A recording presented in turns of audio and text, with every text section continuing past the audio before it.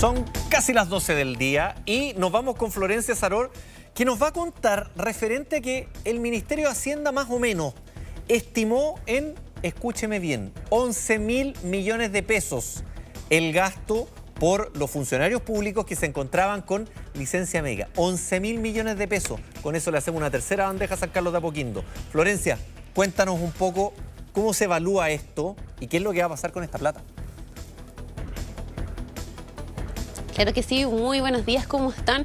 Efectivamente, esto es un escándalo que ha continuado ya por varios días. Recordemos que todo comienza cuando la Contraloría entrega justamente este informe que detalla que fueron aproximadamente 25.000 los funcionarios que viajaron fuera del país en periodo de licencia médica, algo que ahí ha causado bastante controversia. Se han iniciado también distintos sumarios e investigaciones justamente para analizar qué hacer ante estos casos. Uno de estos, por ejemplo, es lo que detallabas tú, lo que entregó ayer el ministro de Hacienda, de este importante monto que asciende muy grande. Sin embargo, también para analizar un poco las cifras, por ejemplo, tan solo en municipios se estima que se han destinado 388.000 millones de pesos, es decir, una suma bastante importante, sobre todo si comparamos, por ejemplo, con años atrás. De hecho, en 2015 esto solamente eran 92 millones, es decir, ha aumentado casi un 300% la cifra que se destina desde municipios a pago de licencias que podrían ser, ojo con eso,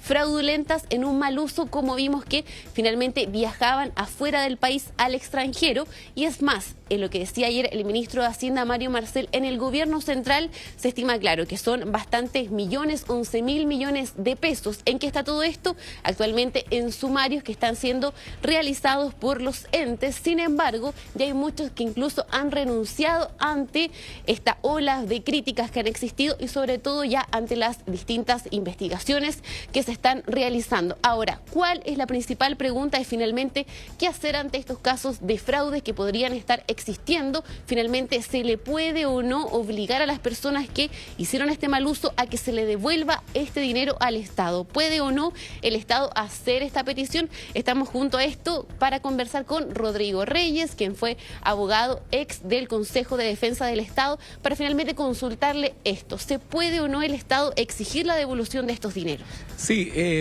bueno, el Estado tendría que primero iniciar algún tipo de acción, ¿cierto? Sabemos que hay algunos sumarios administrativos en curso, pero probablemente también existirán o podrán existir, en los casos que así lo ameriten, algún tipo de imputación penal, un juicio penal, ¿cierto? Y en el juicio penal o también con los antecedentes que se pudieran recabar en esa investigación administrativa o en el mismo juicio penal, podría eventualmente el fisco demandar la devolución de esos fondos mal ejecutados de alguna manera, ¿cierto? Claro, y esta imputación, por ejemplo, ¿en qué podría terminar? Aparte de la devolución, por ejemplo, ¿se arriesga cárcel? ¿Hay una privación de libertad? ¿Alguna medida cautelar? ¿En qué finalmente termina más allá del mismo sumario administrativo que terminaría con una desvinculación? Sí, un poco todo eso. Por una parte, un sumario administrativo que puede terminar con la destitución del funcionario. Por otra parte, alguna imputación penal en los casos que así se ameriten. Hay que hacer el análisis, por supuesto, caso a caso. No todos los 25.000 casos son iguales, hay casos particulares, pero hay algunos probablemente que puedan significar algún tipo de imputación penal. Podría terminar eso con algún tipo de imputación penal y, por ejemplo, aquellas personas que hayan tenido una licencia falsa emitida por alguna organización criminal de las que han sido descubiertas, ¿cierto? En esos casos en particular podría existir algún tipo de formalización por alguna figura vinculada a defraudación, hay varias, y finalmente terminar estas personas obligadas a devolver aquello que mal utilizaron. Luis, te escuchamos. Sí, le quería preguntar a Rodrigo, que estas personas renuncien antes, ¿cambia su situación? Una vez que han renunciado, ¿ya no se les puede iniciar el proceso? Mira, lo que pasa es que hay varios casos ahí, Luis. Hay personas que probablemente habían renunciado antes habían renunciado antes de incluso haber surgido los antecedentes en Contraloría, ¿cierto? Porque acuérdate que estas licencias corresponden al periodo 2023-2024, ¿cierto? Hoy día, el año 2025, habían personas que ya habían renunciado, ya sea porque habían jubilado, habían encontrado un trabajo en el ámbito privado o algún emprendimiento, ¿cierto? Personas que ya habían salido de la administración pública. Pero respecto al resto de las personas, que renuncian, ¿cierto? Una vez que se ha iniciado algún tipo de sumario administrativo, en esos casos sí puede haber incluso sanciones administrativas.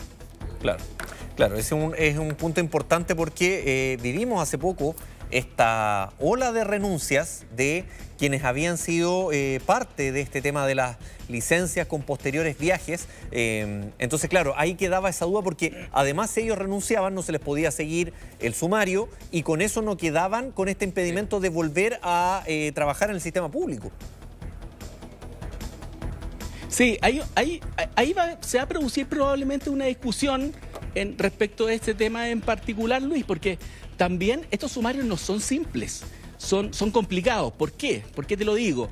Porque probablemente hay temas también de secreto profesional, hay temas que tienen que ver con la privacidad de las personas, con la privacidad de un diagnóstico médico. ¿Cómo se sienta, por ejemplo, una persona, un funcionario público, a instruir un sumario administrativo preguntándole a ese funcionario cuál es la enfermedad o cuáles son los síntomas que tiene, ¿cierto? En general, todos esos temas están respaldados, se supone, por el informe de un facultativo médico, ¿cierto?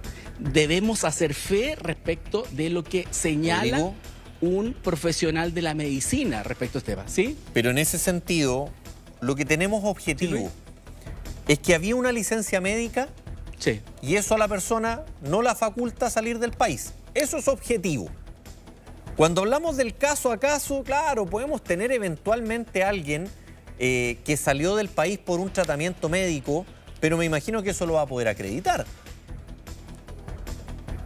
Claro, efectivamente. Yo creo, Luis, que ahí se juega probablemente el éxito o fracaso de las investigaciones finalmente, ¿cierto?